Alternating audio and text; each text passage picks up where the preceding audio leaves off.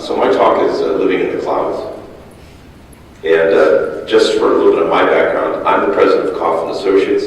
I have a company that does consulting, I put on conferences, and I write things about digital storage and applications. In the IEEE, I'm the chair of the IEEE Public Visibility Committee, past director for IEEE Region 6, and I'm also the chair of the IEEE Consumer Electronics Society Future Directions Committee. So I'm going to talk a little bit about where things are going on in consumer electronics and how that relates to the cloud and to the development of technologies. So we have technological lives where we have these personal devices that are basically equivalent to supercomputers maybe 15 years ago. These devices are capable of capturing more content. They have sensors, they have integrated electronics. They're marvels of technology. And it's not just phones anymore. It's going to be our televisions. It's our televisions.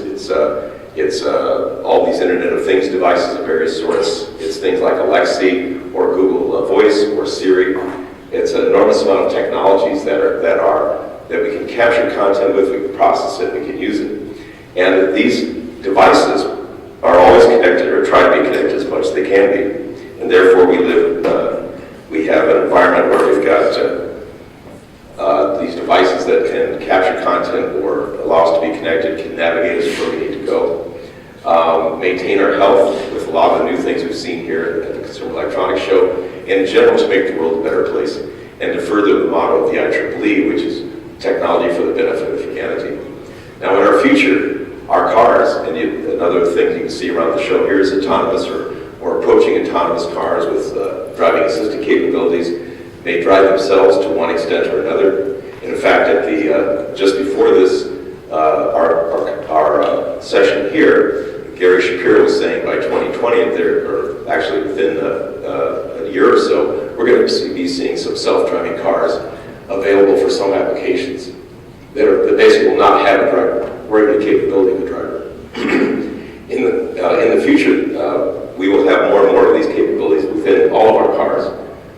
We have things like smart thermostats and other devices in the home, a lot of home control technologies, and the technologies to link these things together, perhaps even with voice-activated capabilities, which are created in the cloud.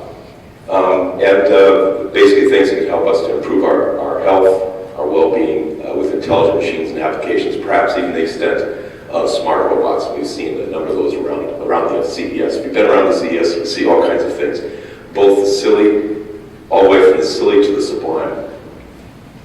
So one of the key things about data is where is data kept? I'm a digital storage guy, so this is something that I worry about. Where is it kept, and where do we do the processing of this data?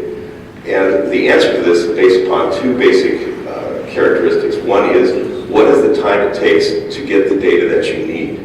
And what's acceptable in terms of that time, which is called latency. The second issue is the speed to access that data. How fast can I get the data and process it, and how expensive that processing is versus the requirements I've got and where I'm at. So some data then needs to be local, where it is captured and processed, or for instance in a car, the data that's needed in order to make split-second decisions that can avoid a collision, a lot of that data needs to be within the car itself. Other data can be shared to be most valuable. For instance, sticking with the car example again, car-to-car communication and car-to-infrastructure communication, which actually ties into something that's often called smart cities. We've got connected intelligence devices and infrastructure in our cities. So that's another, but it's a higher latency, it takes longer to get that data, but there's enormous value in sharing that content. It gives you anticipation of future road conditions, for example. Thus, it's pretty clear that we need a hierarchy of processing technology and storage technology, both in devices themselves, and this could be something like this, it could be a car, in the local network of devices connected together, for instance, connected cars, and cars connected to the local infrastructure, the smart cities, and then finally into larger data centers, which may or may not be local, which can have very high-powered processors, a lot of storage capacity, and can provide services that create more value than trickles down from the cloud, perhaps through the edge networks, the fog, and then finally into the devices where decisions can be made that impact your life. So therefore we need contents both within the devices, in the fog, or in the cloud. And we need data where it can provide the right level of access to provide the services capabilities we need. And data having value from sharing that can have somewhat longer latency may be, for instance, in the fog. Immediate mission critical data will be in the device that I need to make decisions on right away. The next level of data or data that comes from sharing content is maybe in a local network.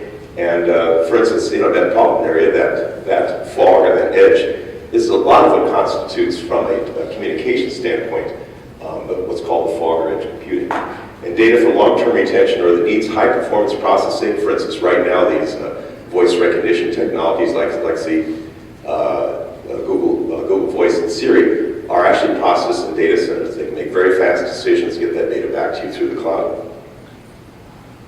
So just this is actually a Cisco slide here, but it's showing the bottom here is what they're calling the endpoints. The endpoints would be the device itself. It could be a phone, could be a car, could be a refrigerator, could be anything that's a smart, intelligent device. And we have more and more of these in the development of what's called the Internet of Things. Because the lowering of the cost of processors, the ability to integrate sensors and other technologies into chips, and therefore provide them at lower cost.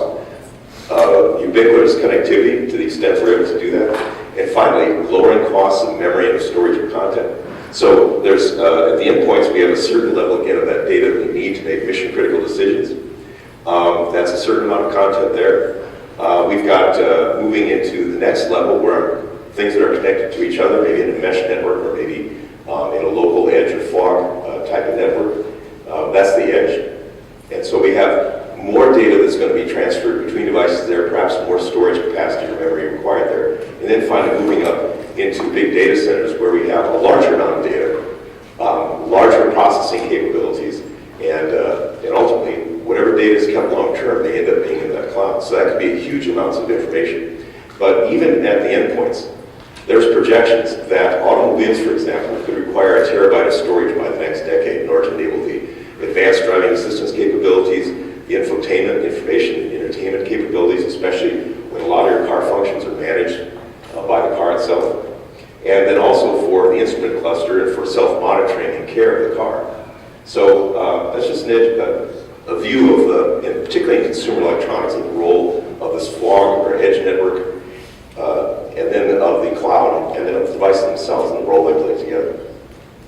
Now, security is an increasingly important thing. As we have all our devices, in fact, even starting to be things that can be put within our bodies that can be connected, we need levels of privacy control and security. And many of us have heard cases, for instance, that denial of service attack that was back in December, where they were using IoT devices like internet-connected cameras in order to launch this denial of service attack and use them as essentially robots to cause problems. And brought down domain name server on the East Coast. That we need to be able to ensure that that stuff won't happen again. And if you go out, if you went on the CES floor or go to some of the sessions that the IEEE has here, you can see some of the technologies that are hopefully going to help us to both preserve privacy and to protect that content that's distributed around. So the data in our devices in the fog and the cloud can give a lot of information about us that people who shouldn't have access to together to share information and collaborate on projects. So as in all of the IEEE Future Directions activities, we are looking for more people who want to be part of these communities, more people who want to participate. We want to make a big impact, and again, to further that theme for the IEEE of creating technology for the benefit of humanity.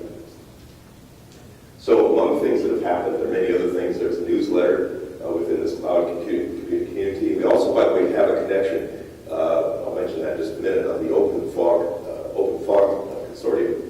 But here's a standard for intercloud communications, an IEEE 2032 reference network, intercloud topology. So it's just an example. IEEE is involved in standards. We're involved in creating white papers.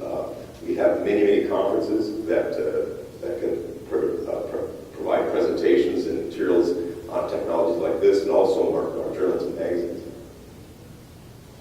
And again, I mentioned it earlier, but there's this Open Fog Consortium, which actually is an industry group that was created in order to try to create open standards for inter-fog communication interaction. And so there's an awful lot of different things that are a part of that. We'll probably hear a bit more about that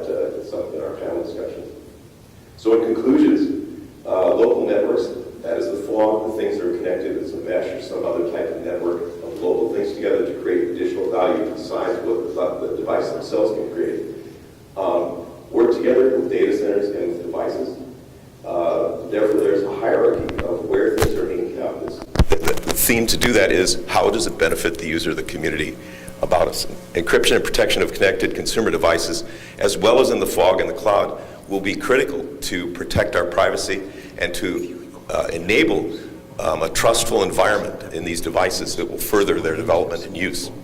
So IEEE is leading the way in the development of standards for the consumer cloud, as well as smart cities, and for instance, using this local or fog computing storage environment. So with that, I want to thank you very much, and we'll get on to the next speaker.